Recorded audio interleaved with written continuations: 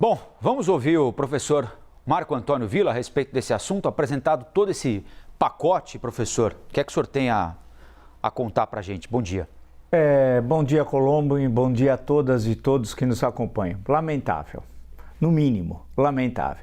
De um lado, as declarações irresponsáveis do presidente da República, e não é a primeira vez, e nessa semana, registre-se, né? Quando ele diz que ele está querendo ser cauteloso, o presidente da República, e diz que houve uma armação e que o ex-juiz é mentiroso, ele não está sendo cauteloso. Pelo contrário, ele está afirmando de forma peremptória que houve uma armação, portanto, uma violação da lei a serviço de um político, um atual político, ex-juiz, Sérgio Moro, sem apresentar nenhuma prova. Ele provavelmente, acho eu, leu há 2 dias atrás, e eu li também, num site muito próximo ao governo, essa relação sem nenhuma prova indevida entre a juíza Gabriela Hart e a operação em que ela estaria supostamente a serviço de Sérgio Moro para desgastar o governo. Eu não acredito, evidentemente, nessa informação, não acredito por várias razões. Primeiro, pelo comportamento da juíza. Eu algumas vezes acompanhei as suas ações. Segundo, porque não havia nenhum documento, nenhuma prova que poderia dizer que a juíza estaria a serviço dessa suposta conspiração para favorecer Sérgio Moro e enfraquecer o governo. Terceiro, eu tinha dito aqui, você, Colombo, também nós tínhamos comentado com o Uribe, a questão da exploração política do fato. O que importa em toda essa operação foi uma vitória. Vitória de quem? Da Polícia Federal, do Ministério da Justiça, contra o crime organizado. Foi uma pequena vitória? Foi uma pequena vitória. Muitas vitórias precisam ter até derrotar o crime organizado ou deixá-lo lá no fundo da cena? Sim, mas foi uma vitória. Soube-se da operação, houve prisões, a questão de recursos que foram apreendidos também e inclusive esquemas da quadrilha. Há um conhecimento hoje maior do funcionamento dessa organização do que antes da operação.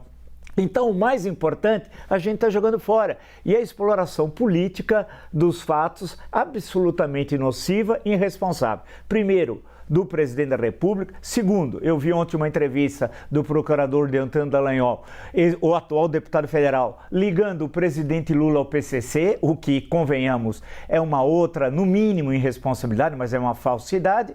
E o ex-ministro Sérgio Moro, claro que politicamente ele busca ganhar politicamente com esse fato, né? Claro que é uma coisa grave, atinge a ele, a sua esposa, a sua família e tem de ser denunciado. Mas ele busca, nós estamos falando de política, hein? De obter ganhos políticos para ele, para ser o principal líder de oposição ao governo Lula. E por fim, mas não menos importante, os grandes adversários do crime organizado, ao menos aqui em São Paulo, é o promotor Lincoln Gaquia, que há anos é perseguido e não tem vida social, não tem vida, nem pode ter vida familiar normal com sua família há anos. Lembrar o delegado Elvis Seco, aquele que foi a Moçambique em 2010 e prendeu o Fuminho. Lembrar oficiais da Polícia Militar de São Paulo, que também estão como alvos do PCC, do primeiro comando da capital. Ou seja, como eu disse ontem numa imagem, espero que me levem, entendam o que eu estou dizendo, nessa prateleira do crime, tem muitos outros que estão acima de Sérgio Moro por serem identificados pela organização criminosa como elementos mais perigosos da sua atuação. Em síntese e concluindo, o presidente da República perdeu o tom e não é de hoje. Ele é melhor voltar atrás, pedir desculpas ou mostrar os documentos que existe uma armação, que eu creio que não há. A Polícia Federal ele está desmoralizando, é verdade, e o seu próprio ministro da Justiça.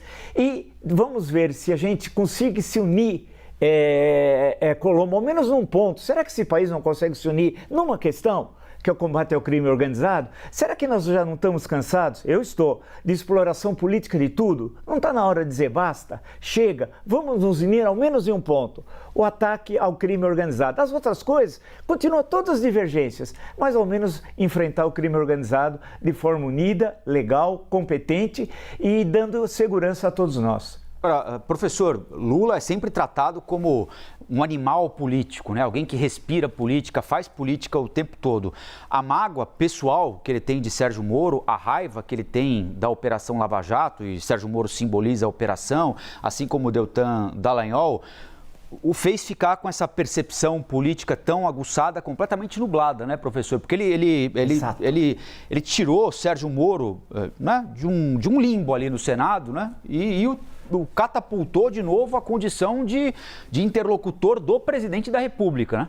É verdade, tirou da penumbra lá do fundo do plenário do Senado, que é tão escuro que a gente não sabe se eles estão dormindo ou não, os senadores, e o colocou no primeiro plano da cena política. Você tem toda a razão. E aí voltamos a uma questão dita outro dia aqui, e é bom quem mais jovem, especialmente, ou quem não conhece, olhar a vida de Nelson Mandela. Em certo momento fizeram esse paralelo, Luiz Inácio Lula da Silva e Nelson Mandela. Um paralelo, na minha leitura, com todo respeito aos outros, as outras leituras, absolutamente equivocado. Você imagina se o Nelson Mandela, depois de sair de mais de 2 décadas de prisão, num país do apartheid. O que é o apartheid? Vamos falar para os mais novos. Você tinha calçadas separadas para andar brancos e negros, banheiros, trabalhos, bairros, a discriminação nas escolas, tudo. É como se você tivesse no mesmo país 2 sociedades. A maioria negra que não tinha direito algum, ao contrário, eram presos, massacrados, viviam em batustões, lembrados dos batustões que muitos não recordam hoje, e uma maioria de brancos com todos os privilégios do mundo.